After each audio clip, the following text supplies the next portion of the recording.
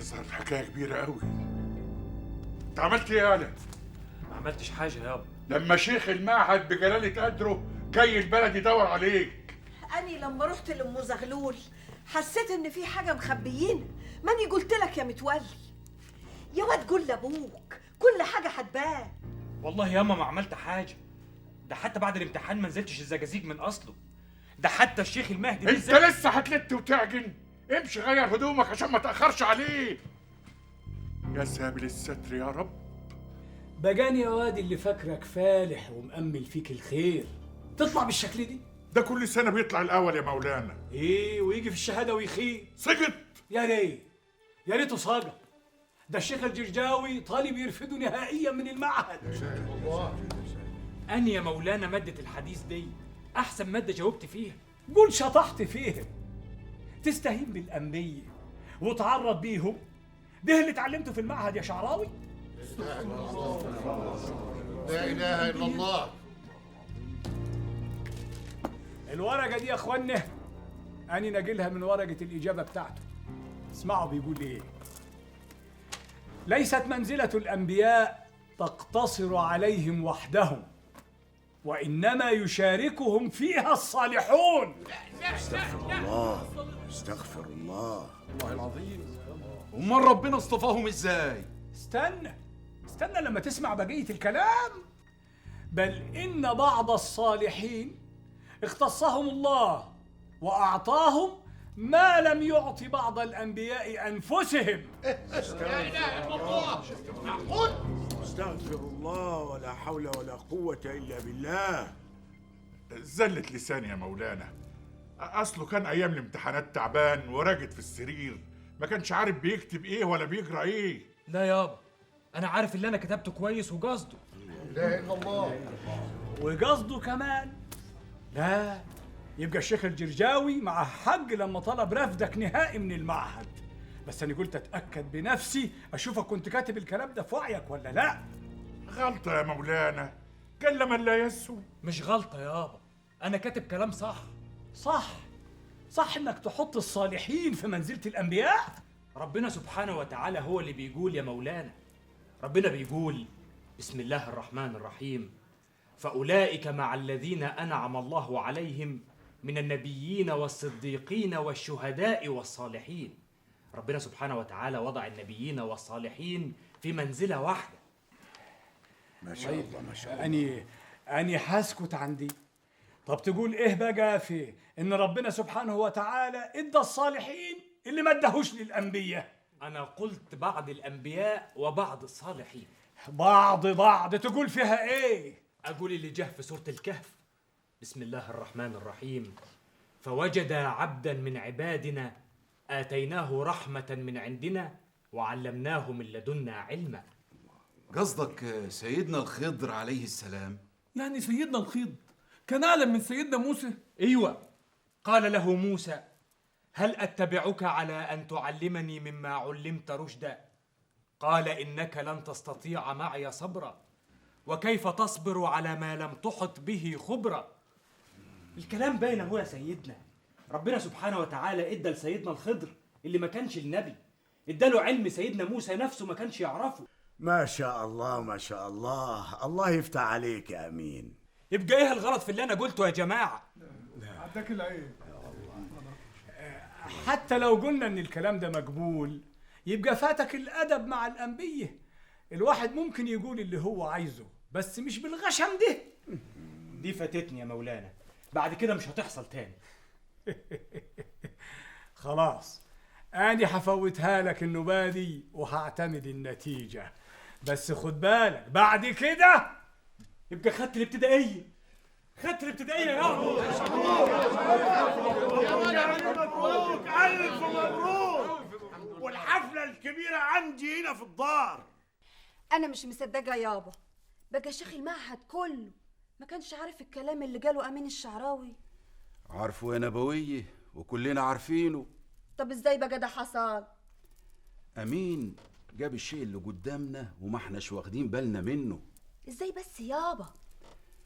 يعني مثلا أمك تقول لك ادخلي هات الطرحة من جوه، تدخل انت تدوري يمين وشمال ما تلاقيهاش، امك تدخل تجيبها على طول. اهو امين كده. بس امين صغير ودول كبار. لما ربنا يفتحها على حد مش محتاجة صغير ولا كبير. هو امين صراحة حافظ كتاب ربنا من صغره ومجوده كمان.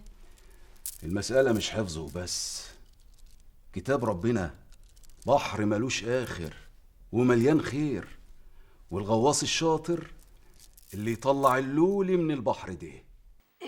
الفطيرة دي لكم، أنا شايلة لإبراهيم منابه لما يرجع من الغيط. ناشفه يعني المره دي. انت بخلاني علينا بالسمن ولا ايه؟ مش أنا اللي عاملاها، دي جابتها من شوية أم زغلول. ام زغلول سمعت باللي حصل في بيت الشيخ أحمد الطويل، جت تبارك لأمين. ربنا يهدي النفوس. بتقول إنها فرحانة جوي هي وجباسي، وبتحلف لو كان ابنها زغلول ما كانتش فرحت كده. الله اعلم. هو احنا يعني كنا عملنا فيهم حاجة وحشة؟ ده لولانا ما كانش زغلول دخل المعهد الأزهري. ابوه دخله المعهد مخصوص عشان ما يبقاش امين الفاكهه الوحيده اللي في البلد. احنا لينا اللي قدامنا. هنية تحلف لي انها اول ما سمعت باللي حصل من امين قضت طول النهار تجرى قل اعوذ برب الفلق وقل اعوذ برب الناس. ربنا يكفينا ويكفيهم الشيطان.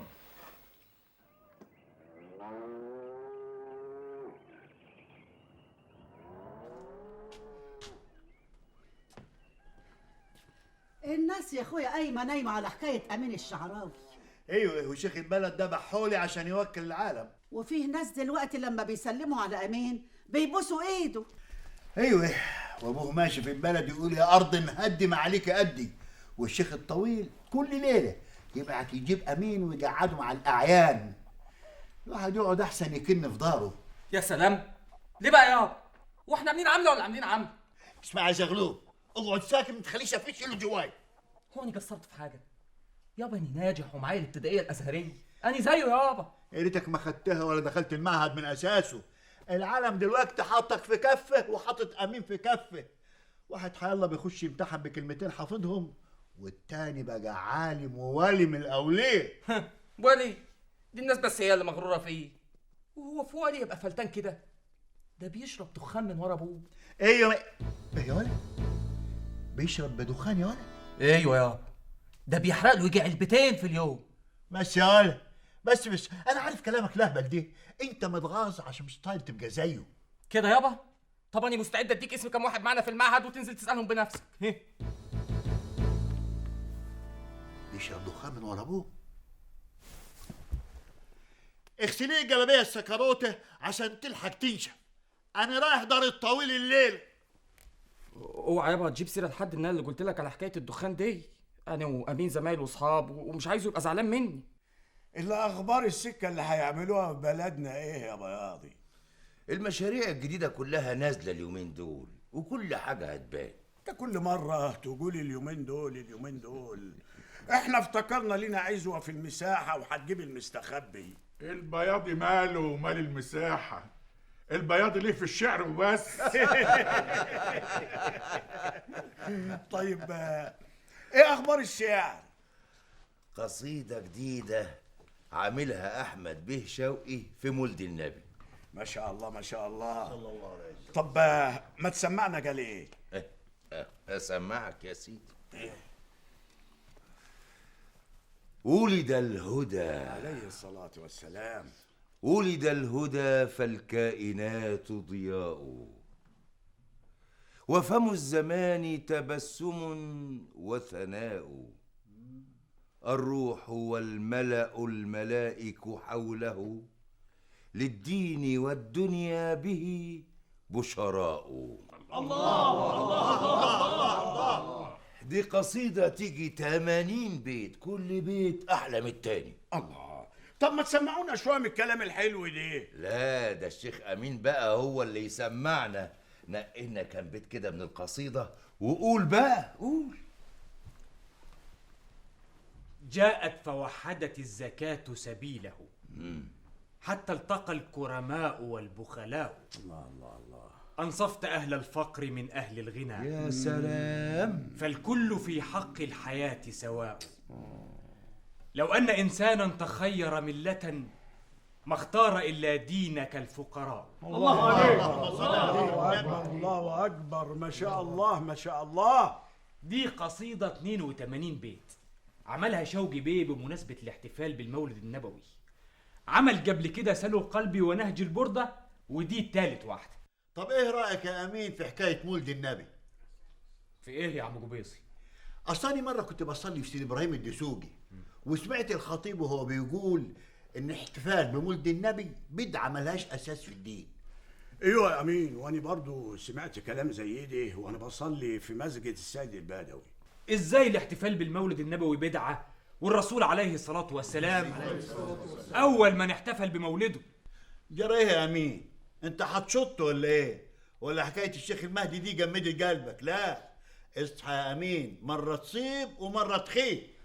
يا ابو زغلول، الرسول عليه الصلاة والسلام كان بيصوم يوم الاثنين، ولما سألوه اشمعنى يوم الاثنين قال ذلك يوم ولدت فيه. الله يكرمك. ايوه بس اللي بيحصل الايام دي ما هو الصيام، ده طبل وزمر، وفي ناس بتروح تجيب الغوازي يرقصوا. ايوه، يبقى الغلط مش في الاحتفال، الغلط في الطريقة اللي بنحتفل بيها. يعني لو نخلي يوم زي ده نصلي فيه ونزكي ونصوم ونذكر الله، مش يبقى خير ولا ايه؟ الله يفتح عليك، الله يفتح عليك كمان. الله يفتح عليك يا امين، الله يفتح عليك. الله الله الله الله على الكلام الحلو. ايه الكلام الحلو ده انت تستاهل عليه سيجاره تعفرها وتعمر بيها دماغك. خد يا امين. امين بيشرب دخان؟ قول له ياخد سيجاره متولي، قول له ما فيهاش حاجه، الشباب يا ما بيعمل، وان كان على كده بسيطه ما فيهاش حاجه. قول له يا متولي ياخد سيجاره. خد يا امين خد، ولا اخليها لك تحبس بيها بعد العشاء؟ انا ماشي عشان ياخد راحته. خبر يا كبيصي، مش هتبطل الحركات المسخه بتاعتك دي؟ خليك متولي زعل وسابنا ومشي. مش قصدي، داني فاهم يعني ان متولي عارف ان امين بيشرب دخان. يشرب ولا ما يشربش، البلد كلها رافعه راسها بالشيخ امين الشعراوي. ما اختلفناش، القريب والغريب بيقول كده واحنا مش بنعيب فيه. ده حتى جرجس شماس كنيسه العذراء بيشكر فيه دايما، حكوا هم حبايب ما بيفرقوش بعض ابدا. لا ينهاكم الله عن الذين لم يقاتلوكم في الدين ولم يخرجوكم من دياركم أن تبروهم وتقسطوا إليهم إن الله يحب المقسطين. صدق الله العظيم. الله ينور عليك يا أمين.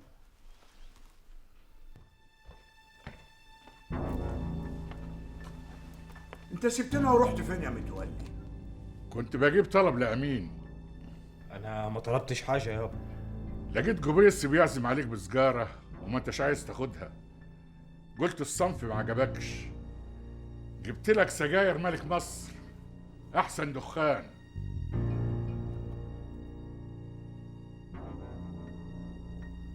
خد. ما بتسمعش الكلام ليه؟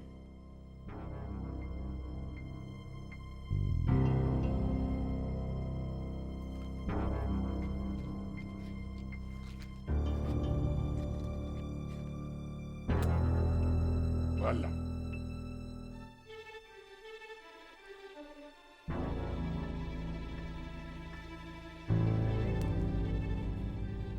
دلوقتي تقدر تكمل اللي كنت بتتكلم فيه.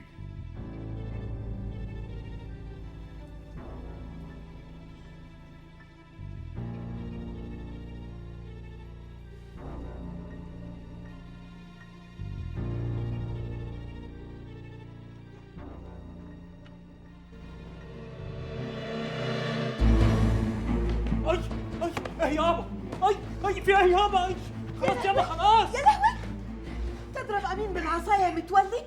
ليه؟ هو عيل صغير؟ ده اسم الله عليه مع اهل ابتدائيه. ولو واخد العالمية اضربه وافلك دماغه كمان. لا يا متولي ليه بس يابا؟ هو انا عملت ايه؟ داخل الدار وفي ايدك سيجارة يا قليل الأدب. يابا ده انت اللي شاري العلبة ومديلي السيجارة. صدقت يا قليل الحياة ان عايزك تشرب دخان؟ امال جبتها لي ليه؟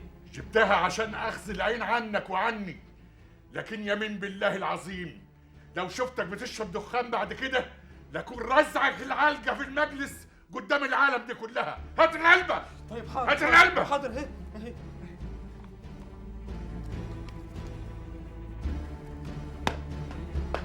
قل أعوذ برب الفلق. العين وحشة، البلد كلها شهقت فيني، لكن الحمد لله اللي جت على كده.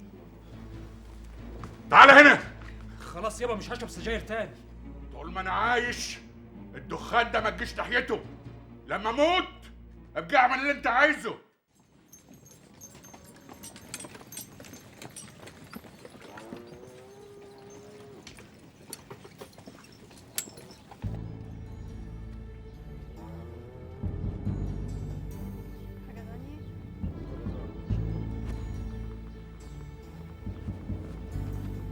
هتنزل 2 شاي.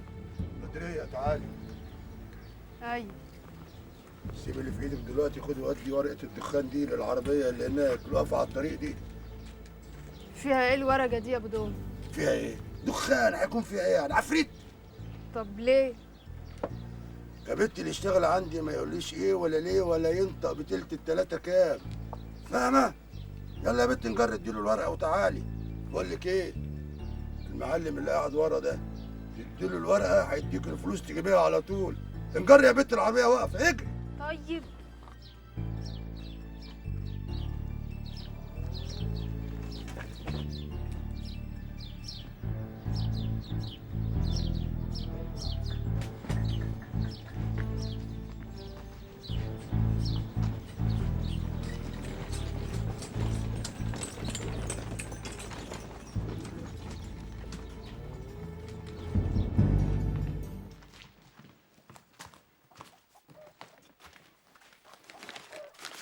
خد يا امين. ما تزودوا شوي، ده لوحده في الغربة. انا كلها كام يوم وهكون عنده في الزجاجيج اشوف طلباته ايه. هاخد ده كله اعمل بيه ايه بس ياما؟ يا ضناي، هو انت بتاكل لوحدك؟ خلي زمايلك ياكلوا معاك. ربنا يخليكي ليا يابا. مفيش دعوه كمان لابوك. ربنا ما يحوجك ليا يابا. اشمعنى ليك يعني؟ هي دي الدعوه اللي قدرت عليها؟ وهو انت يابا لو احتجت حاجه مش هتطلبها من ابنك اول واحد؟ لما ما تحتاجش ليا يبقى مش هتحتاج لحد. لا ليك ولا لغيرك. يلا خد الركوبه توصلك الطريق الطوالي، بس تبعتها على طول. عندنا شغل ياما في لغايه اليومين دول. خليها يابا وانا اروح كعابي. لا باللي انت شايله ده لا يا امين، انت ابدا من غيرك. بس انا عايزك تشد حيلك السنه دي، الثانوي اشد من الابتدائي. التسهيل على الله. ان شاء الله هيطلع البرنجي زي عادته. الحكايه مش حكايه دراسه وبس يا حبيبه، انا عايزك تمشي عدل. خلاص يابا حكايه الدخان دي خلاص. مش حكايه الدخان وبس، حاجات تانية كتير. قصدك ايه يابا؟ البندر غير البلد عندنا هنا. البندر سايب شويه. انا مش فاهم يابا انت عايز تقول ايه؟ هناك النسوان والبنات والكلام الفارغ ده اديني جبتها لك على بلاطه اهو. انت بتقول ايه يا متولي؟ لا يا اخوي، امين يعرف ربنا ويخاف من الحرام.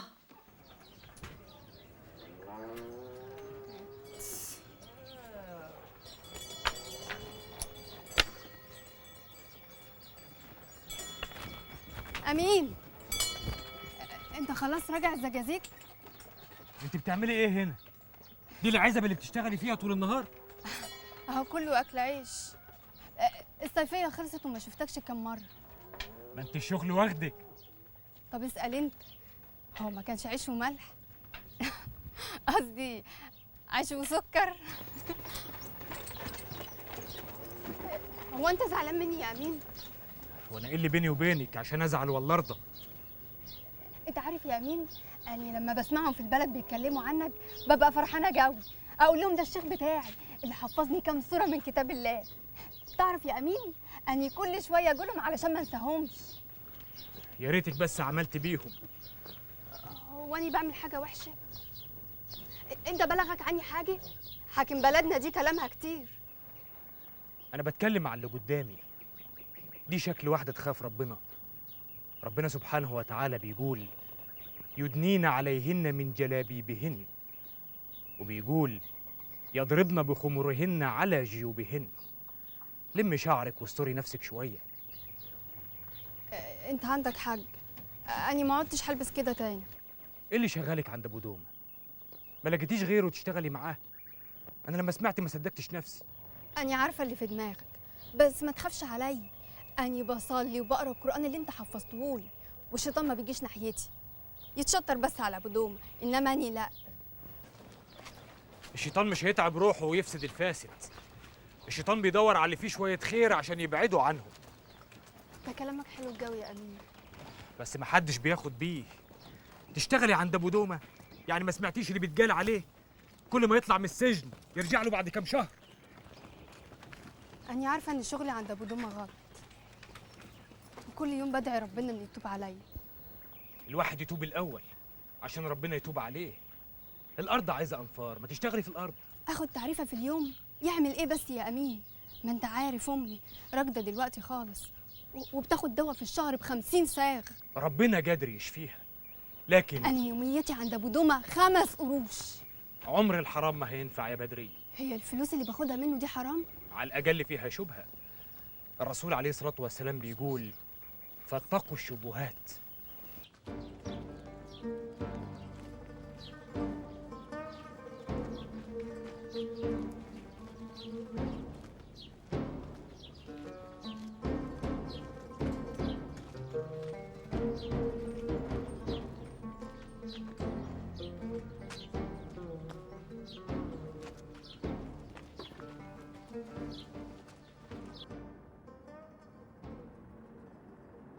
لا لا، ده ظلم وافتراء يا امين. صدق باشا ده مش شايف حد غيره في البلد ولا ايه؟ لا تسأل الظالم لماذا ظلم، ولكن سل المظلوم لماذا قبل الظلم. يقوم يلغي دستور 23 ويعمل الدستور اللي على مزاجه. لو احنا ما حافظناش على الدستور بتاعنا يبقى ما نستحقوش. يا امين يا امين، ده ناوي يعمل انتخابات مزوره عشان يتقال ايه؟ بصوا الشعب اختار الدستور بتاعه. مصر كلها هتقاطع الانتخابات، وليك عليا ده جدوس بلدنا ما حدش يوميها يخرج من داره. لا، المقاطعه مش كفايه يا امين. المظاهرات لازم تولع البلد كلها عشان الحكومه تفوق وروحها بقى شويه. انا هشوف الحكايه دي مع طلبه المعهد وطلبه المدارس التانيه اللي في الزجازيق.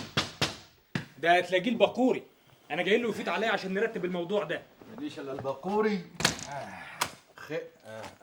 اهلا يا ام مروه، خير ان شاء الله. لا مؤاخذة معلش، مروة برضو مش عارفة تحل مسألة الجسم، ينوبك صواب حد منكم يفهمها لها. حاضر يا ام مروه، هاتيها. وبعدين بقى في مروه وامها هيفضلوا كل شويه داخلين خارجين. يا امين يا اخويا، دول جيران والجار له حق علينا، وبعدين احنا مش هنعطلك. انا هفهمها المره دي وخليك انت في مذاكرتك. وانا عامل على المذاكره؟ انا بتكلم في الاصول. انا وانت شبان لوحدنا، وبنت زي دي وامها كل شويه داخلين وخارجين. والله انت عندك حق يا امين. بص، احنا نفهمهم بالزوج ان احنا ورانا دروس ومذاكره وعلينا واجبات كتيره في المعهد ومش فاضيين بعد كده. تحبوا اطبخ لكم ايه النهارده يا مشاي؟ حلو، جاب سيره الاكل. يا ريت بقى يا امين تعمل لنا صينيه البطاطس المفحفحه بتاعتك دي، حاجه كده ترد الروح. ماشي يا اخويا، وانت عليك اللحم. اشتري لحمه يبقى مش هاكل. سلام عليكم. خلاص يبقى على المحاضره يا اخويا. الله، ايه يا امين؟ انت زعلان مني في حاجه ولا ايه؟ وانت عملت حاجه تزعلني؟ امال مالك يا اخي؟ واخد جنب مني كده وملموم على البقوري وعبد اللطيف وكم واحد كده ما شفناهمش الا السنه دي.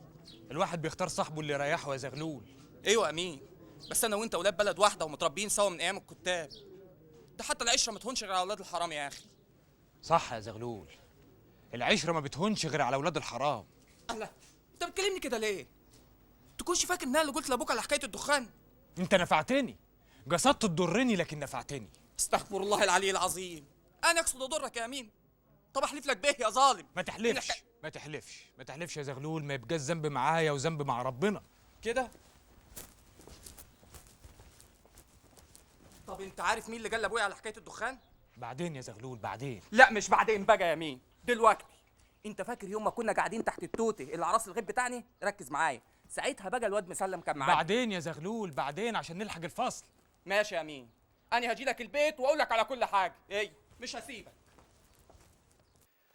يا ام مروه ما ينفعش كده. المرة دي وبس، ينوبك ثواب. عندها امتحان بكره.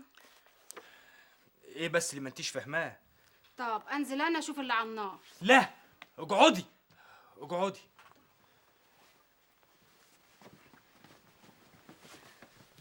المسألة دي وريني. لو كان عندنا 4 برتقالات وعايزين نقسمهم على 4، كل واحد ياخد كام؟ يبقى كل واحد ياخد واحدة. عظيم. ولو كانوا 8 برتقالات؟ كل واحد ياخد 2. عظيم. ولو عندنا 12 برتقالة، كل واحد ياخد كام؟ انت مستني حد يا امين؟ تلاقيه زغلول، فرصة وجاله على الطبطاب عشان يوصلها لابويا ويولعها من تاني. السلام عليكم. وعليكم السلام ورحمة الله وبركاته. ابويا،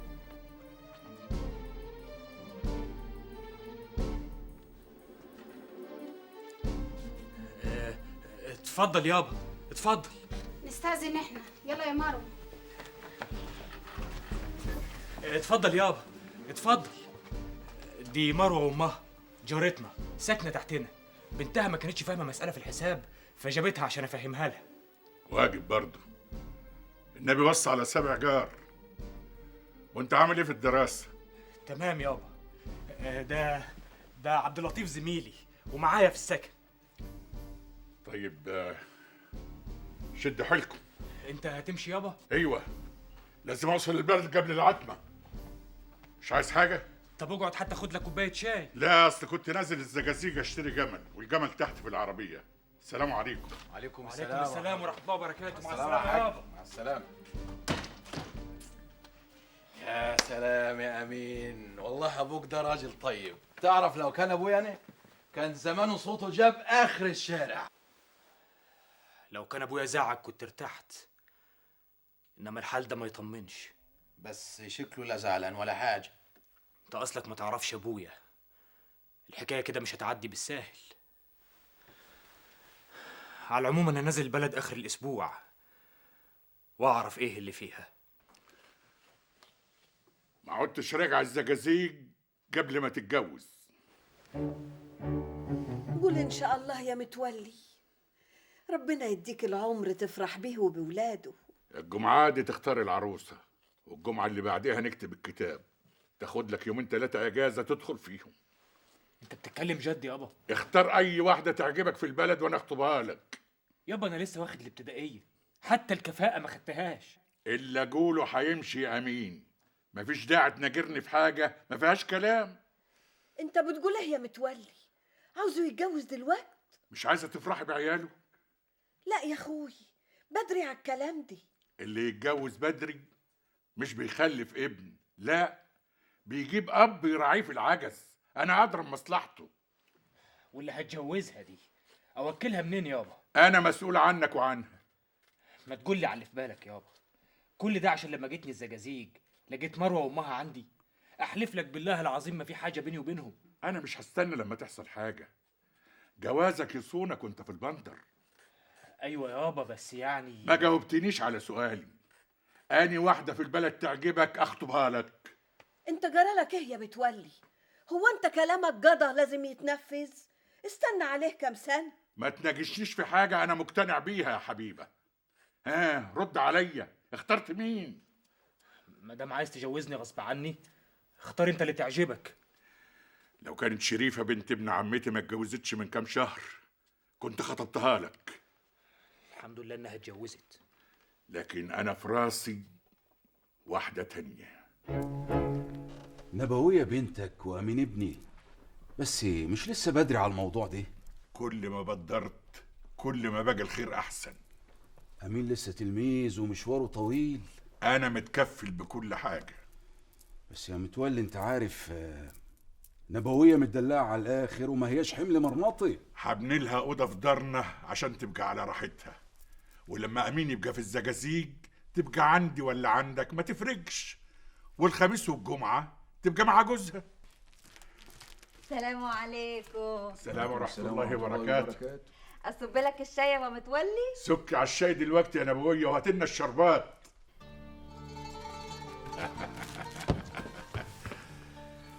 مش عشان جريبتي هبخسها حجها.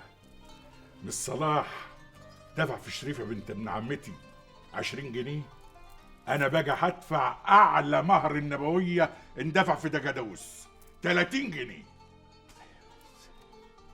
جرى ايه يا صابر؟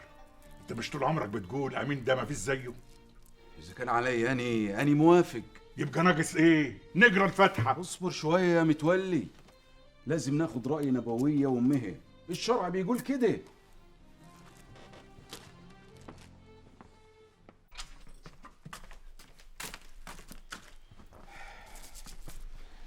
ايه رايك يا نبويه؟ ايه يابا؟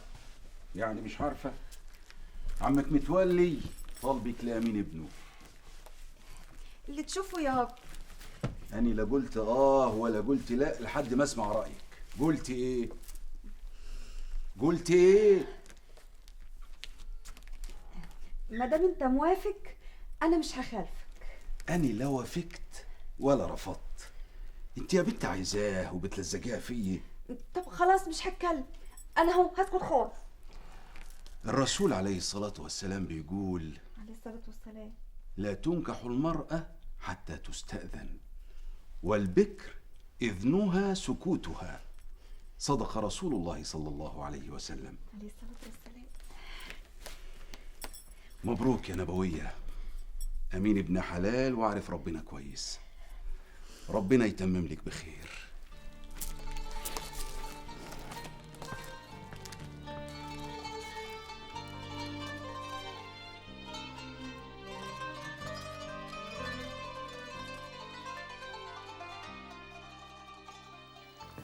انت تايه عن ابوك يا امين. لما تطلع حاجه في دماغه ويقول كلمه ما يتنهاش. يما اللي هتجوزها دي هعيش معاها العمر كله. ما هو قال لك اختار وانت اللي قلت له اختار لي يابا. انا مش موافق على الجواز من اصله. لو قلت له فلانه يبقى كاني موافق. طب قول لي كده يا ابني بيني وبينك، لو فيه واحده في البلد انت رايتها قول لي عليها وانا اخلي ابوك يخطبها لك. لو حتما الجواز يعني تبقى. السلام عليكم. عليكم السلام ورحمه الله وبركاته. جهزت الحاجه اللي هياخدها امين معاه وهو نازل. ايوه امال. بعد كده بقى ان شاء الله مراته هي اللي هتتولى المساله دي. بقول ايه يا متولي، ان كان ضروري يعني من الجواز يبقى لازم تاخد رايه في اللي هياخدها، ولا دي كمان ملوش راي فيه؟ ما انا قلت كده، قال لي اختار انت يابا. الحقيقه هو فيه واحده ان كان يعني ضروري من الجواز تبقى هي. وما جاتش ليه الكلام ده من ساعتها؟ خلاص يابا اختار انت اللي تعجبك. واحده مين اللي انت عايزها؟ اتكلم يا امين، قول لابوك دي حاجه ما فيهاش خش. لو توافق يابا تبقى نبويه بنت ابن عمك الشيخ صابر. يعني ما لقيتش غيرها في البلد كلها؟ ما تشوف لك واحده تاني. وما ياخدهاش ليه؟ مالها نبوي؟ انا بقول لو توافق يابا وانت حر. خلاص يا امين، موافق يا سيدي. ان شاء الله لما توصل المعهد تقدم على اجازه وتيجي تاني يوم هنعمل لك فرح، شويه طبل وزمر كده، وبعدين تقعد مع عروستك يومين وترجع المعهد تاني. مبروك يا امين. ألف مبروك يا حبيبي.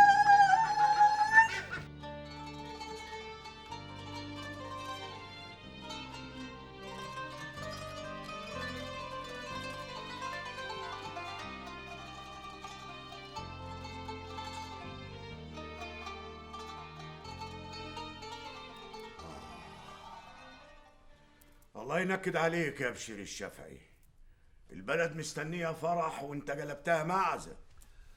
انا كنت متاكد انه مش هيسيب طار ابوه، خصوصا بعد ما زناتي مات في الشد. الباقي خلاص اخد طاري من صلاح اخوه. ومرات صلاح ذنبها ايه تترمل وهي لسه متجوزه قريب؟ وبعدين تعيش ازاي دي لوحديها؟ ما امها قاعده معاها. وانا مش هسيبها ابدا.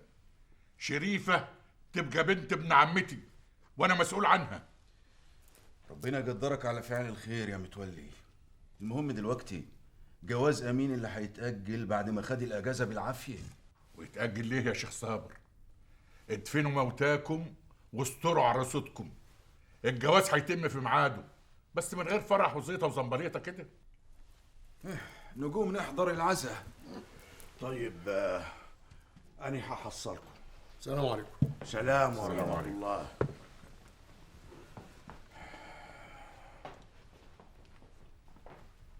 خير يا صبحي؟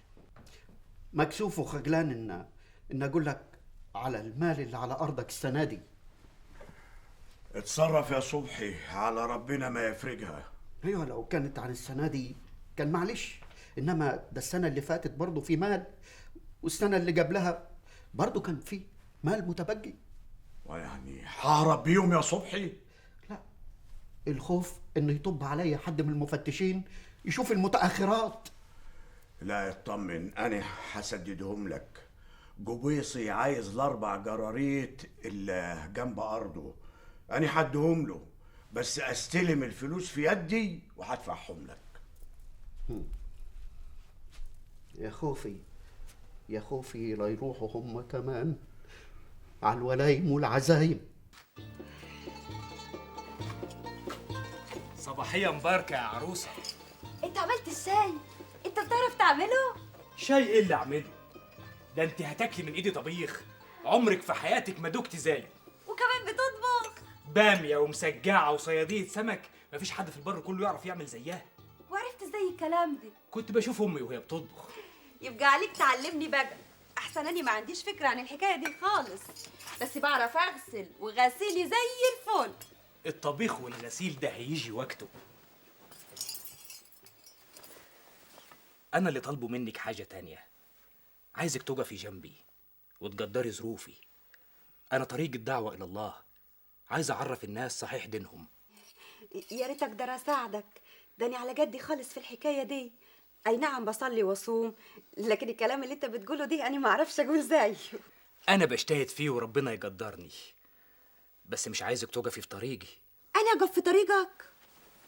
عايزك تستحملي شويه لما اكون مشغول، عايزك تديني الراحه والسكينه وتعوضيني بعد التعب وتخليني اكمل طريقي. عهد عليا، وربنا يوفقني اوفي بيه، ويشهد ربنا معاك على الحلوه والمر. الحمد لله. ربنا هب لنا من ازواجنا وذرياتنا قرة اعين واجعلنا للمتقين اماما.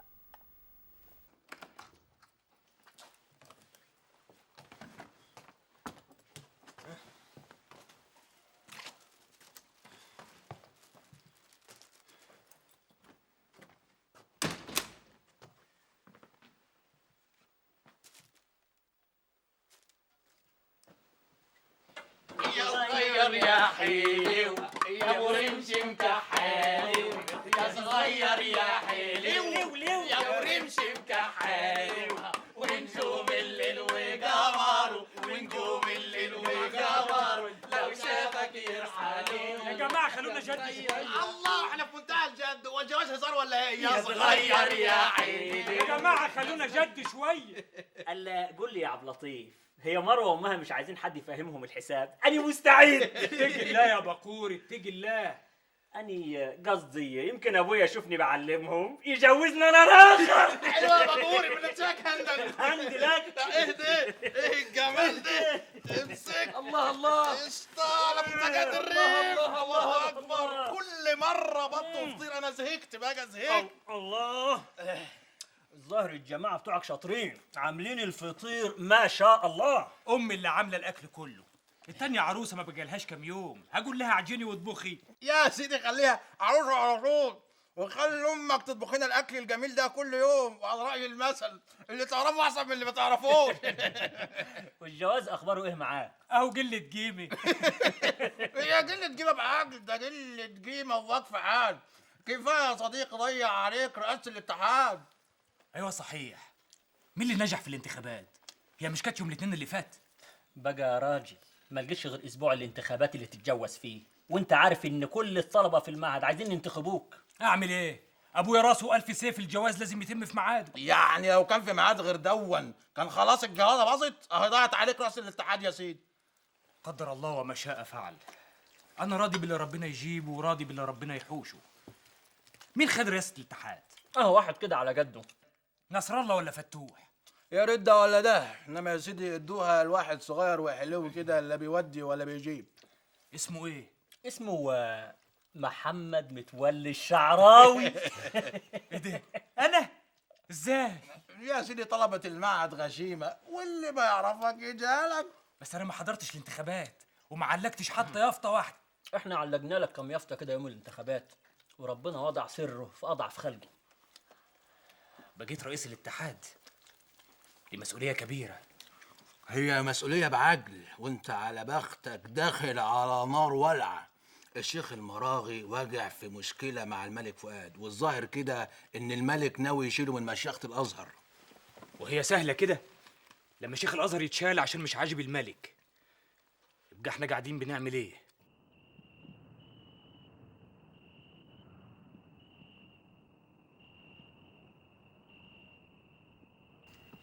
جلكتني عليه. انت مش بتطلع يوم الخميس الساعة 12؟ قلت هتكون هنا على اذان العصر. معلش يا نبويه، كان عندي اجتماع في المعهد عشان حكايه الشيخ المراغي، وانت عارفه انا رئيس اتحاد الطلبه وكان لازم احضر. ربنا يعينك. اسخن لك الاكل، انا ما رضيتش اتغدى، قلت ناكل سوا. انا يا دوبك الحق صلاه العشاء في الجامع واديهم الدرس اللي بيستنوه كل جمعه. تيجي من بره على بره. معلش يا نبويه، الناس متعشمه فيا وتلاقيها مستنيه من بدري. هقول لك ايه يا محمد؟ ساعة زمن واكون هنا على ما تاكلي وتشربي الشاي.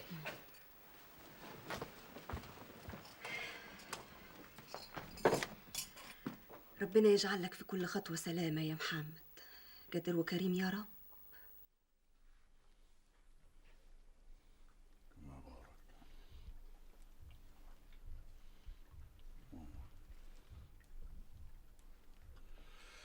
السلام عليكم ورحمة الله. السلام عليكم ورحمة الله. استغفر الله العظيم الذي لا إله إلا هو الحي القيوم وأتوب إليه. تقبل الله تقبل الله تقبل الله يا سيدنا. تقبل الله. لا حول ولا قوة إلا بالله العلي العظيم. ما تيجي يا أمين؟ تعال يا ابني، اتفضل. اقعد يا حبيبي. اهلا. تقبل الله. تقبل الله يا امين يا ابني. تقبل الله يا امين. تقبل الله يا امين. اتفضل قول. ما يصحش اتكلم وسيدنا موجود. لا اتفضل قول، مالكش دعوه بسيدنا. انا جاي مخصوص علشان اسمعك، علشان لو غلط هلبك. اتفضل قول يا امين. انت وعدتنا هتكلمنا الجمعة دي عن أسماء الله الحسنى ال99. بسم الله الرحمن الرحيم، والصلاة والسلام على أشرف المرسلين سيدنا محمد وعلى آله وصحبه أجمعين. عليه الصلاة والسلام. أسماء الله الحسنى اللي نعرفه منها 99، لكن هي ملهاش حصر. في دعاء مأثور بيقول: أسألك اللهم بكل اسم هو لك سميت به نفسك أو أنزلته في كتابك أو علمته أحدا من خلقك أو استأثرت به في علم الغيب عندك أن تجعل القرآن العظيم ربيع قلبي ونور صدري وجلاء حزني وذهاب همي. الله الله الله الله الله الله. بسم الله ما شاء الله، اللهم صل على النبي. اي كده يا امين، يظهر العلقه اللي انا ضربتها لك وانت صغير اثمرت فيك. يبقى اللي نفهمه من الحديث إن أسماء الله الحسنى 3 أقسام. قسم سمى الله نفسه به سبحانه وتعالى وأظهره لمن شاء من خلقه، والقسم الثاني أنزله في كتابه، والقسم الثالث استأثر به في علم الغيب عنده ولم يطلع عليه أحد من خلقه. ما شاء الله.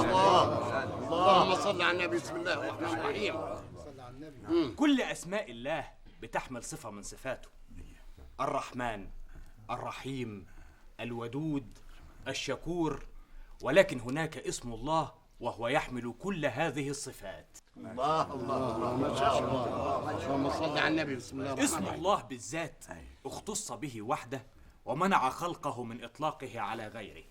مفيش حد أبدا اسمه الله غير الله سبحانه وتعالى. ولهذا يقول في كتابه الكريم: هل تعلم له سميا؟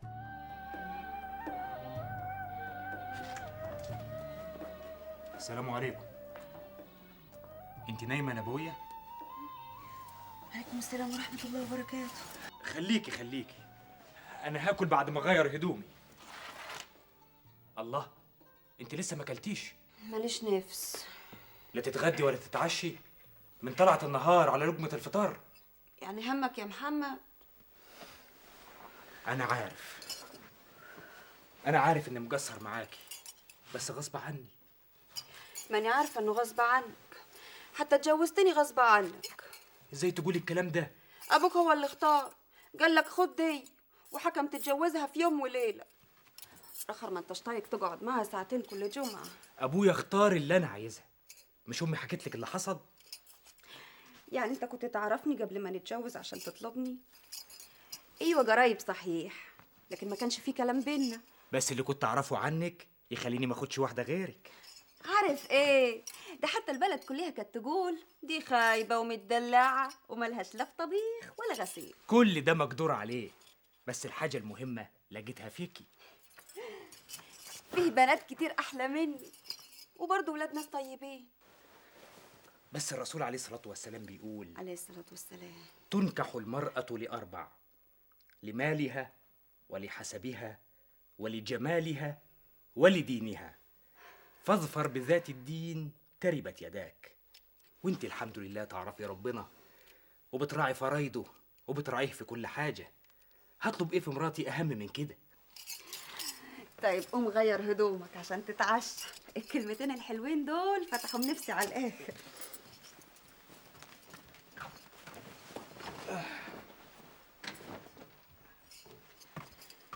الكلمتين دول افضل عليهم لحد ما تسافر وتيجي بالسلام. يا اخي انا نفسي اعرف الكلام اللي انت بتقوله في الجامع ده بتجيبه منين؟ من كتاب الله يا زغلول، ومن الحديث والكتب اللي بندرسها. الله، طب ماني زيك دارس اللي انت دارسه وحافظ اللي انت حافظه، ومع ذلك ما بعرفش اقول كلمتين من اللي انت بتقولهم دول. المهم بس يكونوا في فايده. في ناس بتزرع زرعه حلوه وبرضه ما بترميش محصول. لا بس انت في الحكايه دي بقى بسم الله ما شاء الله عليك، كلامك زي السحر. طب انت عارف الواد علوان كان حاضر الدرس بتاعك اول امبارح. انا شفته في الجامع بقيت مستغرب. اني بقى قابلته بعد ما خلص الدرس وحلف يا امين معاد يحط الخمره في حنكه تاني ولا يفوتوا فار. طب الحمد لله، لأن يهدي الله بك رجلا واحدا خير من الدنيا وما فيها. ايوه. طب بص على حاجه ولا ايه؟ البت بدريه اللي كانت بتقف بره الكتاب واحنا صغيرين، فاكرها؟ ايوه مالها؟ البت دي من يوم امها ما ماتت محدش شايفها في البلد. يا اخي تكون بتعمل ايه؟ اي تلاقيها قاعده في الغرزه ليل نهار. استغفر الله العلي العظيم، انا اصل موتي وسمي ان اجيب سيره الناس.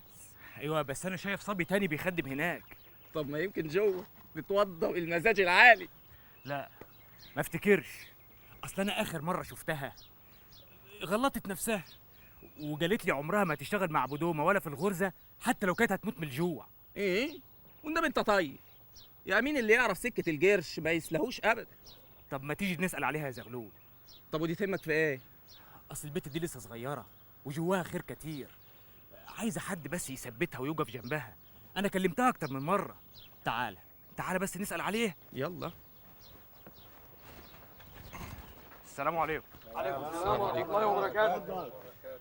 كان في بنت بتشتغل هنا اسمها بدريه. بدريه بتاعت ابو دومه، قصدي اللي كانت مع ابو دومه. ايوه ايوه ابو دومه ربنا فتحها عليه وباع الغرزه واشترى حته قهوه معتبره في 100 غمر. وما تعرفش بدريه راحت فين؟ معاه خدها، اتجوزها وخدها معاه. ايوه اتجوزها؟ ايوه اتجوزت ابو دومه؟ لا حول ولا قوه الا بالله العلي العظيم. مفيش فايده. انك لا تهدي من احببت ولكن الله يهدي من يشاء. مفيش فايده. اطلع. السلام عليكم. اطلع يا اسطى. لا حول ولا قوه الا بالله العلي العظيم.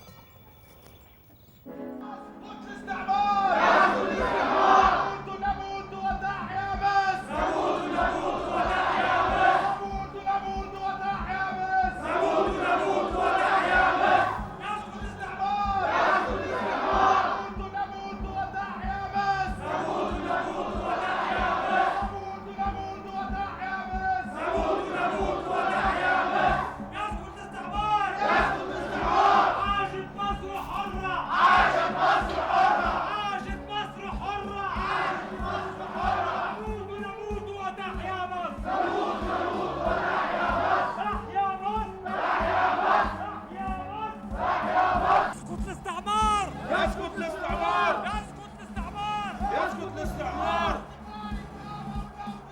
الرجال التامع الموت السؤال. الرجال التامع الموت السؤال. تحيا مصر. تحيا مصر. تحيا مصر. تحيا مصر. يعيش مصر حرة. يعيش. يعيش مصر حرة مستقلة. يعيش مصر حرة مستقلة.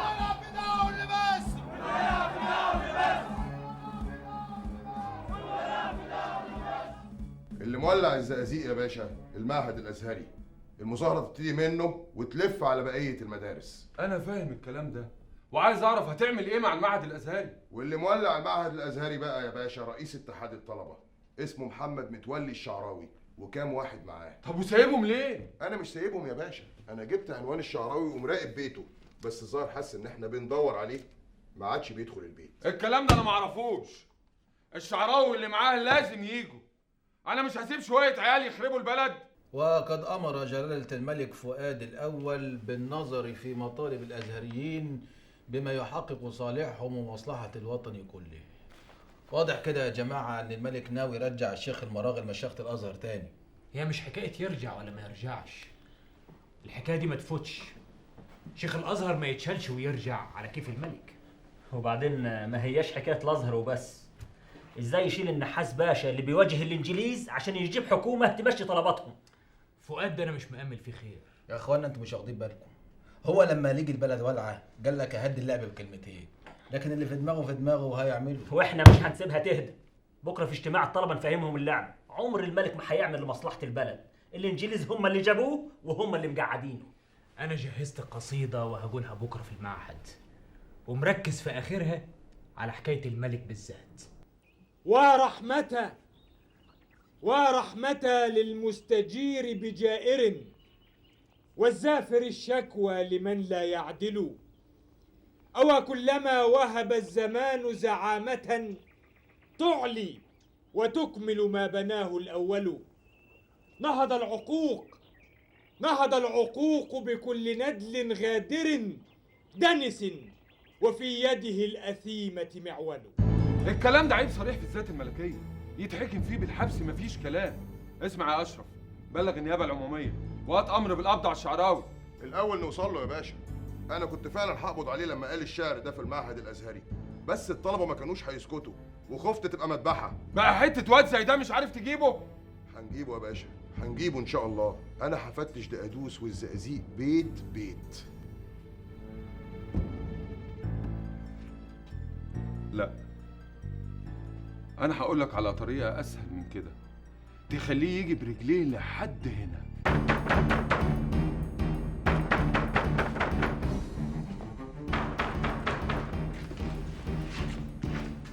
بسم الله الرحمن الرحيم. يا ست في ايه؟ انت مين؟ انت مين وعايز ايه؟ بوليس سياسي، افتح لما نكسر الباب.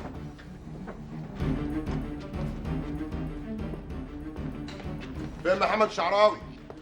أمين؟ ابني أمين؟ فين محمد الشعراوي انت؟ الزقازيق بقاله اسبوعين ما جاش، مش هعرف عمل ايه الاول؟ في انهي حته في الزقازيق؟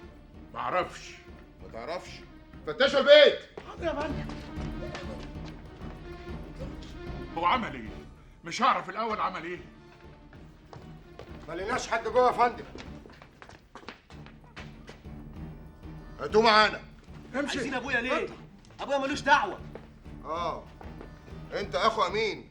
طب تعالى انت رافع. لا محدش هياخدهم من هنا، إن شاء الله تقطعوني حتت. ابعد انت يا ام امين. هاتوهم الاتنين يلا، مستنيين يلا، ايه؟ امشي. يلا.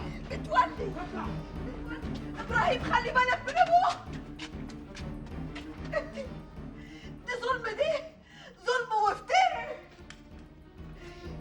لكن ربنا على الظالم، ربنا على الظالم، ربنا على الظالم. يا سلام. اما امين القصيده بتاعتك دي عملت عمايلها لدرجه ان فيه طلبه كتبوا الابيات الاخرانيه عشان يفرجوها على زمايلهم. المهم اننا نكمل طريقنا لحد البلد دي ما يتصلح حالها. استر يا رب محدش يفتح قبل ما نعرف مين. مين؟ افتح يا يا امينه يا زغلول.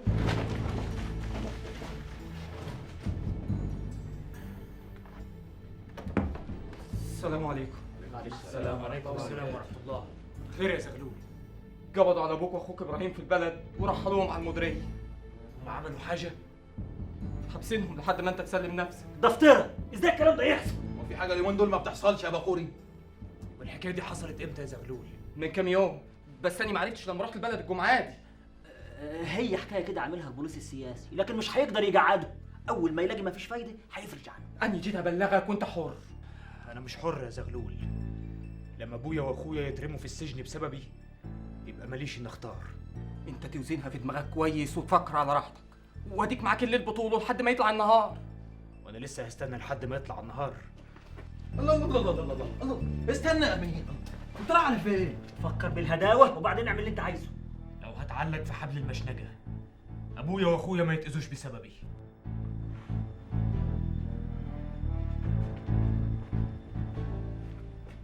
اجيب لسعادتك محمد الشعراوي. استنى شويه يا اشرف. انتوا مسكتوه؟ فين ابني؟ عايز اشوف ابني. هتشوفوا، بس الاول عايزكم تسمعوا كلمتين لمصلحتكم ولمصلحته. انا دلوقتي هفرج عنكم. مش هخرج من هنا الا ومحمد معايا. وانا موافق، بس المهم تقنعوه يطوعنا في اللي نقول عليه. ده متهم في قضيه كبيره، عيب في الذات الملكيه، والتهمه ثابته عليه. بس انا هتصرف في القضيه دي اذا عمل اللي احنا عايزينه. وايه اللي انتوا عايزينه؟ يقول لنا على اللي بيحرضوه، مين اللي بيتصلوا بيه عشان يعمل مظاهرات ضد السرايا. يعني عايزينه مرشد ليكم. افهمها زي ما يعجبك. اذا كنت خايف على ابنك ما تخليهوش يعند معانا. هات محمد الشعراوي يا اشرف.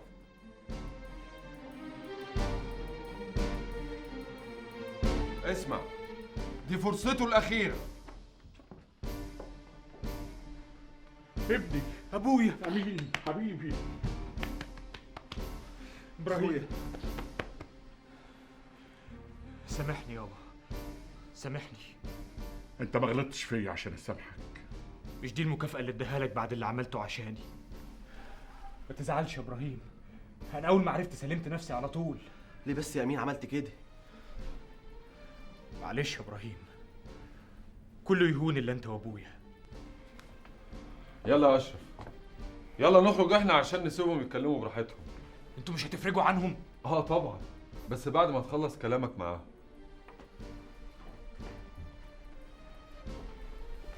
هي ايه الحكايه؟ الظابط قال انه عايزك ترشدهم على اللي ورا المظاهرات وعلى زمايلك.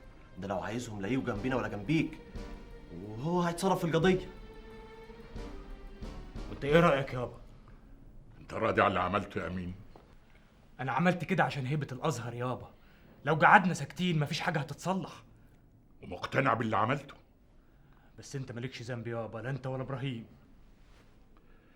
يبقى خليك في سكتك ومالكش دعوه بينا.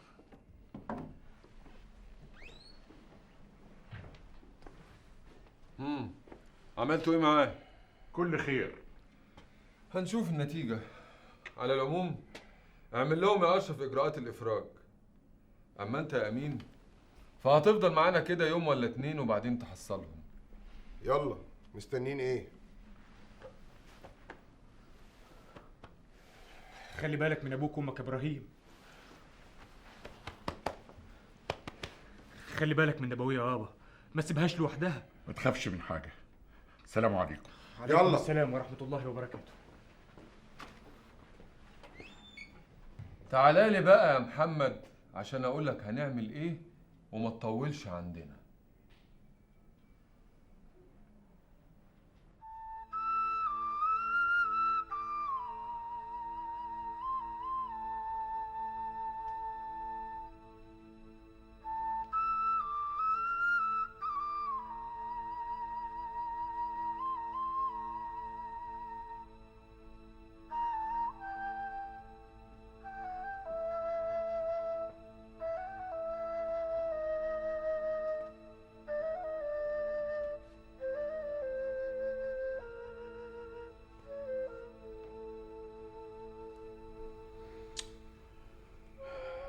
وبعدين يا جماعة، احنا هنسيب امين كده ونقعد حاطين ايدينا على خدنا؟ لا اله الا الله محمد رسول الله صلى الله عليه وسلم. حد قال لنا نعمل ايه واحنا اتاخرنا؟ اقل حاجه نجاوب له محامي كويس. هي اكبر محامي في المحروسه كلتها، ان شاء الله ياخد 200 جنيه. طب يا صبحي انت عليك تلم الاتعاب، وادي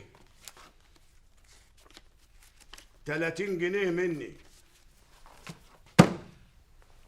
يعني 10 جنيه هم.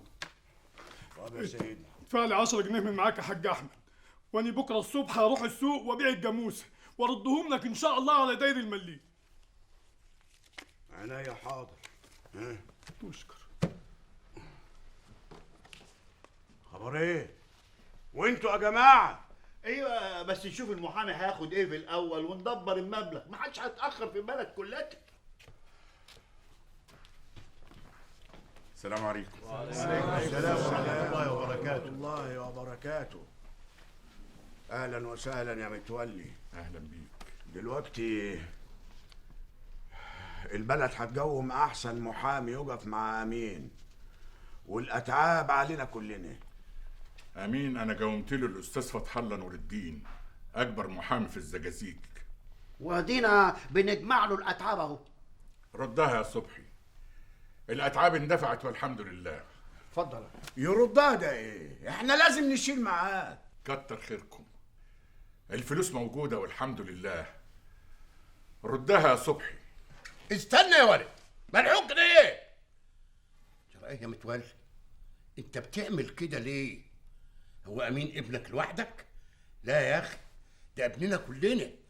اهل البلد دول كلاتهم لهم فيه.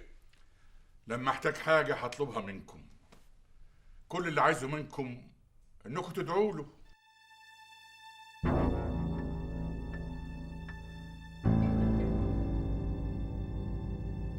ولهذه الأسباب أطالب بالإفراج عن موكليه فورا والحكم ببراءته مما نسب إليه. وشكرا يا سيادة الرئيس.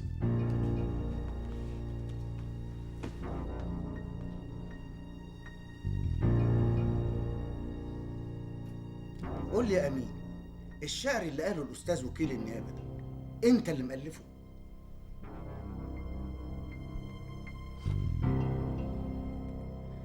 فكر يا ابني قبل ما ترد عليا، انت اللي مألفه؟ ايوه. وانت اللي قلته في اجتماع الطلبة في المعهد الازهري بالزقازيق؟ ايوه. وايه اللي انت تقصده ببيت الشعر اللي بتقول فيه نهض العقوق بكل ندل غادر دنس وفي يده الأثيمة معول؟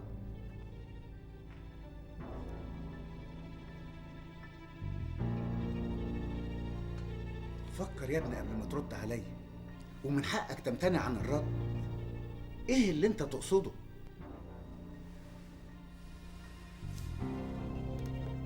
قاصد البلد دي ينصلح حالها.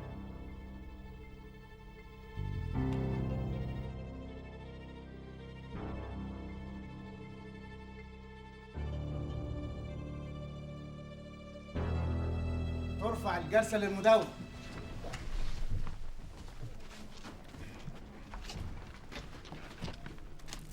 اطمن. براءة ان شاء الله يا امين. القاضي كان بيبص لك بمحبة، عايز يقول لك اطمن يا امين اطمن. اللي يجيبه ربنا كويس. ازاي امي يابا وازاي نبوية؟ راعي نفسك انت بس وارتاح من ناحيتهم. ان شاء الله ترجع معانا النهارده وتشوفه. انت جيت برضو يا عم جوبيسي وتعبت نفسك. ازاي بس؟ ده انت ابني يا امين، انت وزغلول في منزله واحده. عارف يا جبيسي عارف. محكمة.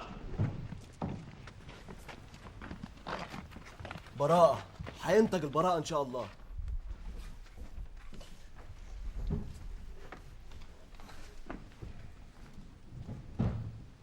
تؤجل القضية رقم 274 لجلسة 27/11/1934 مع استمرار حبس المتهم محمد متولي الشعراوي.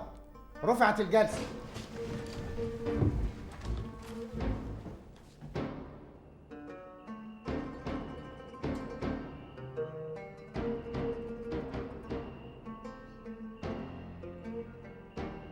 انا قلت القاضي هيطلعه براءه وبعدين ياجلها مع استمرار حبسه. انا متاكد ان القاضي صعبان عليه امين، طول الجلسه بيبص له برضا ومحبه. انا عيني ما اترفعتش عنه طول الجلسه. يا جماعة إن شاء الله خير، اطمنوا. ولما هو صعبان عليه يحبسه؟ طب كان يفرج عنه لغاية ما يحكم في القضية. تلاقيه خايف من السرايا، اصل امين تهبته العيب في الذات الملكيه. أنا عايزة أشوف ابني، لازم أشوفه. واني يروح معاك يا عمتي، هو فاني سجن؟ ما ترحلش السجن لانه لسه ما صدرش عليه حكم، حاطينه في اوضه الحجز ببندر الزجاجيج. يبقى نروح معاك بكره يا ابراهيم. لا، خليها بعد بكرة يا نبوي، عشان أكون عملت له الأكل اللي هو بيحبه ناخده معاني. لا بكره ولا بعده، محمد مأكد ما فيش ستات تزوره نهائي. لا، أنا عايزة أشوف ابني ومحدش يمنعني عن ابني. طولي بالك يا حبيبة، يمكن القاضي يفرج عنه الجلسة الجاية.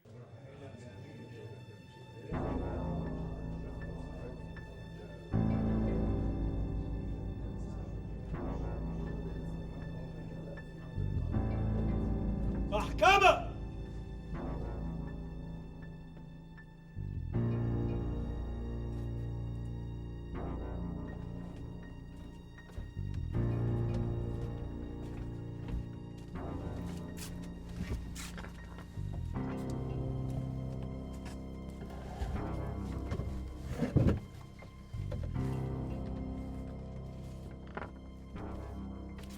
حكمت المحكمة حضوريا على المتهم الأول سيد عبد العال حجازي بالسجن 3 سنوات، والمتهم الثاني فؤاد عبد العزيز عكاشة بالسجن 2 سنين، وتؤجل القضية رقم 274 لجلسة 3/12/1934 مع استمرار حبس المتهم محمد متولي الشعراوي. رفعت الجلسة.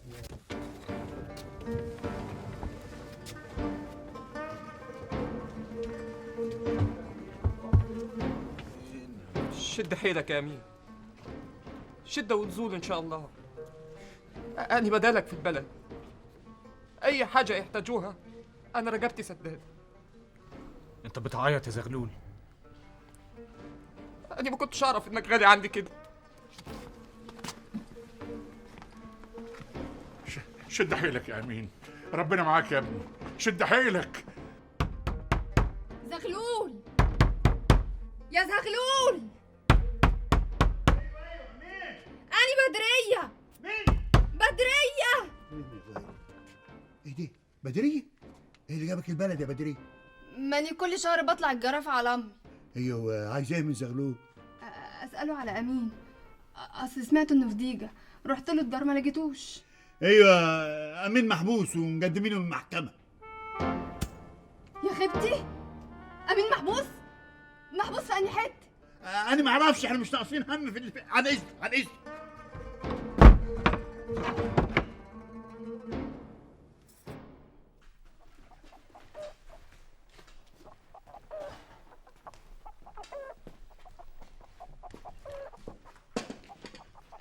شيل الاكل يا هنيه، الواحد ملوش نفس يحط حاجه في حنكه. ليه بس يا اخويا؟ ما تقهرش روحك كده. ان كان على امين الشعراوي بعون الله هيطلع براء.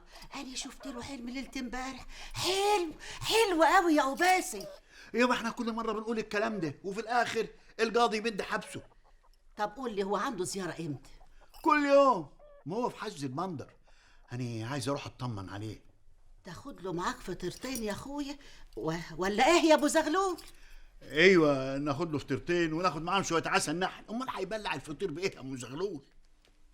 يا حمتي، فطيرتين وعسل نحل؟ انا ما كنتش عارفه ان امين الشعراوي غالي عندك كده يا قباسي. ايوه، العالم كله متنكد علشانه وزعلان وبيدعي له.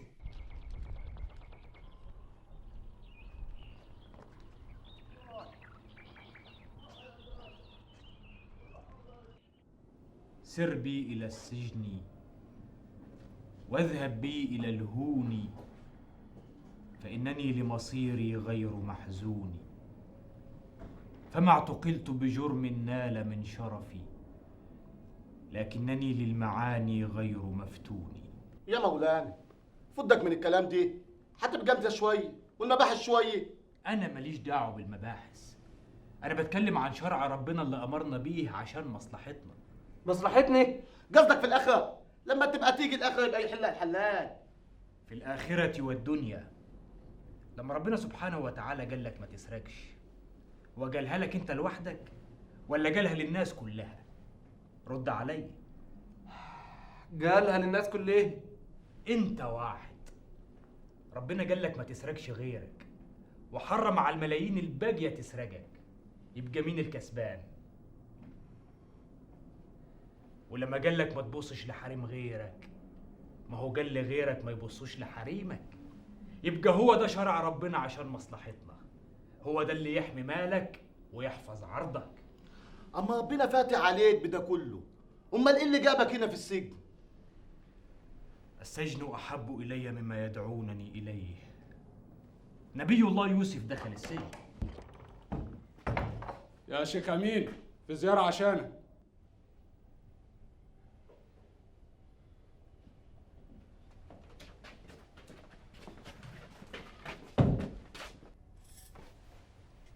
بدرية، انت ايه اللي جابك؟ انا كنت في دجادوس بزور امي، لما عرفت اللي حصل لك خدت اول ترومبيل وجيت على هنا. طب وانت عايزة مني ايه؟ اطمن عليك. اديك اطمنتي، اتكلي على الله. اني دخت عبال ما وصلت لك، دي برضو اخرتها يا امين. وانت مش على ذمة راجل؟ يعني عارف ان انت جايالي؟ ما كانش هيقول لي لا، لو بيخاف عليا ما كانش رماني في القهوه اخدم العساكر الانجليز. طب وانت عايزة مني ايه؟ اني محتاجه لك يا امين، اني في وحله وعايزه اللي يطلعني منها. اني غرقانه بتشعلق فيك. انت اللي عايزة تغرقي، السكة دي انت ماشية فيها بكيفك. اللي رماك على المر. اني كنت محتاجه القرش، انت عارف امي ماتت عشان ما كانش معانا حاجه دواء. انا شبعت من الكلام ده، انت تمشي في الغلط وتدوري على عذر. مقطر ومكتوب، اللي في ايدي بس اعمله. ترجعي عن اللي انت فيه. اني بلبس زي ما انت قلت لي، بس خلاص ما عدتش اقدر اسيب ابو دوم. انت حرة يا بدرية في روحك، بس بعد كده ما تجيش ناحيتي. اني ماشيه يا امين، بس طالبه منك حاجه قبل ما امشي. لاجل كتاب الله اللي جمعنا عليه واحنا صغيرين، تدعي لي بالهدايه. ربنا قادر يهديني، ده اللي عبدوا الحجر ربنا هداهم، يعني هكون اكتر منهم؟ امين. ربنا معاك يا امين، قادر يفك ضيقتك.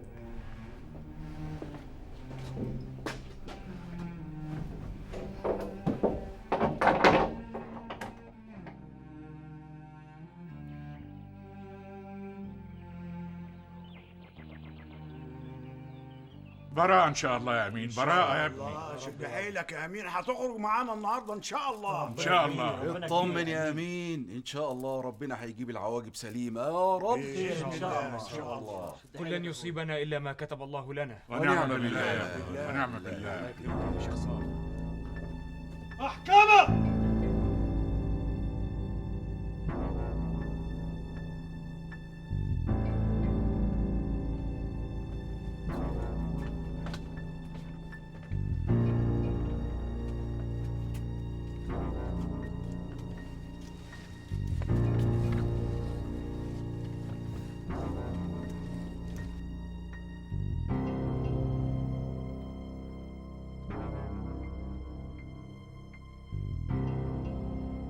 حكمت المحكمة حضوريا في القضية رقم 274 على المتهم محمد متولي الشعراوي شهر شغل مع النفاذ.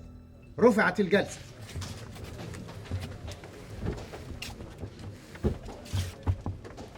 ولا يهمك يا امين، الشهر يفوت هوا.